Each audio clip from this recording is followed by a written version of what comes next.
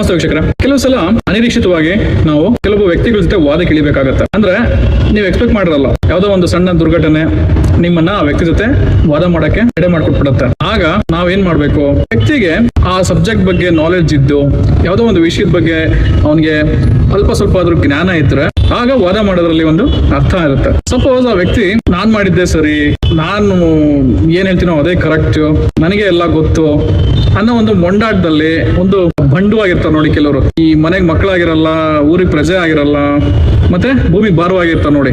ಒಬ್ರಿಗೂ ಮರ್ಯಾದೆ ಕೊಡಲ್ಲ, ಏಕವಚನದಲ್ಲಿ ದಬಾಯಿಸ್ಕೊಂಡ್ ಬರೋದು, ನಾನೇ ಕರೆಕ್ಟ್ ಅಂತ ಏನು ಧೈರ್ಯವಂತ ನಂಗೆ ಮಾತಾಡೋದು. ಇಂಥವ್ರ ಜೊತೆ ಆತರ ವ್ಯಕ್ತಿ ಏನಾದ್ರು ನಿಮ್ಮ ಎದುರುಗಡೆ ವಾದ ಮಾಡಕ್ ನಿಂತ್ರೆ ದಯವಿಟ್ಟು ಬುದ್ಧಿವಂತರಾದ್ರೆ ನೀವು ಅವ್ರನ್ನ ಅವಾಯ್ಡ್ ಮಾಡೋದು ಒಳ್ಳೇದು.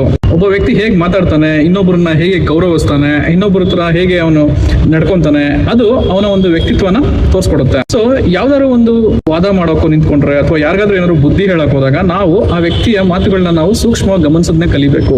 ಏನೋ ಹೌದಪ್ಪ ನಾವು ದೊಡ್ಡವರು, ಅವ್ರಿಗೆ ಬುದ್ಧಿ ಹೇಳ್ಬೋದು ಅಂತ ನಾವು ಹೋಗ್ತೀವಿ, ಬಟ್ ಅವ್ರ ಮನಸ್ಸಲ್ಲಿ ನಾವು ಅವ್ರಿಗೆ ದೊಡ್ಡವ್ರ ತರ ಕಾಣಿಸೋದೇ ಇಲ್ಲ. ಅವ್ರು ಉಪಯೋಗಿಸೋ ಭಾಷೆ, ಅವ್ರ ಕಲ್ಚರ್, ಪ್ರಾಬಬ್ಲಿ ಅವರು ಚಿಕ್ಕ ವಯಸ್ಸಿಂದ ಕೂಡ ಅವರು ಯಾರು ಹೇಳ್ಕೊಟ್ರಲ್ಲ, ಅಪ್ಪ ಅಮ್ಮನ ಮಾತು ಕೇಳಿರಲ್ಲ ಅವರು, ಮತ್ತೆ ಗುರು ಹಿರಿಯರ ಮಾತುಗಳನ್ನು ಕೇಳಿರಲ್ಲ.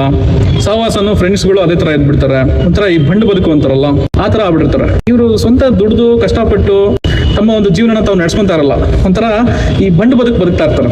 ಅಂದ್ರೆ ಬೇರೆಯವರು ಹಾಕಿದ ಊಟ ತಿನ್ಕೊಂಡು ಮನೆಯಲ್ಲಿ ಅಪ್ಪ ಅಮ್ಮನ ಮಾತೆ ಕೇಳಲ್ಲ, ಮತ್ತೆ ಯಾರಿಗೂ ಏನು ಕೇರ್ ಮಾಡದೇ ಇರಂಗೆ, ಮತ್ತೆ ನಾನೇ ಗ್ರೇಟು ಅನ್ನಂಗೆ ಅನ್ಕೊಂಡ್ಬಿಟ್ಟಿರ್ತಾರೆ. ಈಗ ನಾವು ರೋಡಲ್ಲಿ ಹೋಗ್ತಿರ್ಬೇಕಾದ್ರೆ ಕಸ ಬಿದ್ದಿದ್ರೆ ರೋಡಲ್ಲಿ ಏನ್ ಮಾಡ್ತೀವಿ ಹೇಳಿ? ನಾವು ಅದನ್ನ ತೆಗೆದು ಜೋಗ್ ಹಾಕೊಂಡಾಗತ್ತಾ? ಹಾಕೊಂಡ್ರೆ ನಮ್ಗೆ ಅಲ್ವಾ ತುರ್ಕೆ ವಾಸನೆ ಬರೋದು.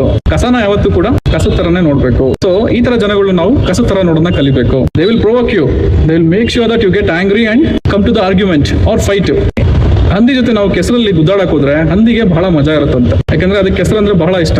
ಅದೇ ಅದಕ್ಕೇನು ನಷ್ಟ ಆಗಲ್ಲ, ಕೆಸರು ಮೆತ್ಕೊಂಡ್ರು ಕೂಡ ಅದು ಆರಾಮಾಗಿರುತ್ತೆ, ಯಾಕಂದ್ರೆ ಅದು ಕೆಸರು ಅಂದ್ರೆ ಇಷ್ಟ ಅದಕ್ಕೆ.